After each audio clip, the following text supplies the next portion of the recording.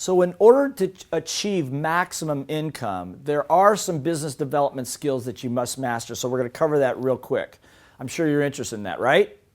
I didn't hear you, right? Good, thank you. So the first skill you absolutely must have in business, I don't care if you own a business, you work in a business, you've got to know how to sell. Why? Because sales equals income. Now I want you to repeat that out loud. Sales equals income. Go. A little louder, please.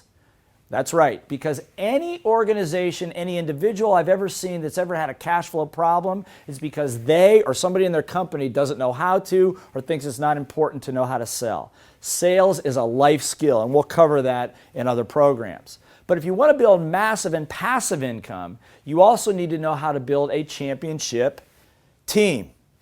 That's right, a team that can work with you, that's aligned, pulling together, that will generate income for you whether you're working or not.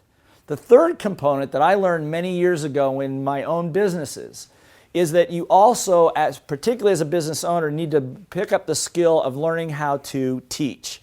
Not only teach, but to teach other people on your team how to what? Sell. That's key. Particularly starting in 2007 when the economy turned around and went a different direction, now everybody on the team must know how to sell. Now that's a subject for another time.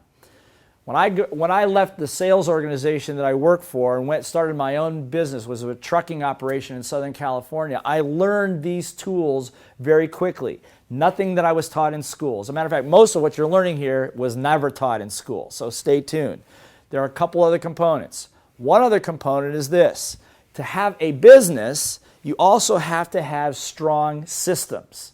Cash flow management systems, referral systems, marketing systems, selling systems, and yes, we're going to be talking about little voice management systems, ways to control the war between your ears in 30 seconds or less. These are critical, otherwise the business is just you and you're working your butt off for not a lot of return. The other skill, business development skill, is accountability.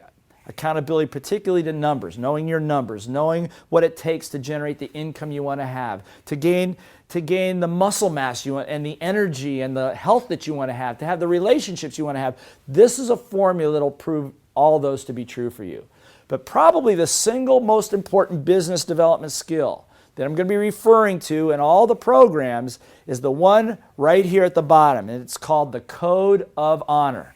It's one of the books one of the best-selling Rich Dad Advisor books that I wrote. It's a set of rules that you have for yourself or that you have for your team that holds the team together. You see, one thing I learned many, many years ago is that every great organization, culture, religion, family, sports team has one thing in common.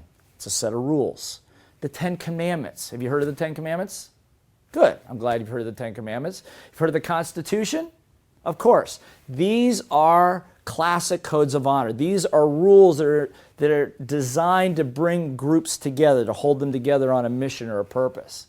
And we had created one for my little trucking company way back when, my first real business. And when that business almost failed so many times, it was the code of honor that brought the team together and made us one of the fastest growing air freight trucking operations of its kind at that time. And I've worked with organizations like Singapore Airlines and Morgan Stanley, IBM, L'Oreal, Redken, all over the world, helping implement not only these business development tools, but the code of honor to hold the team together.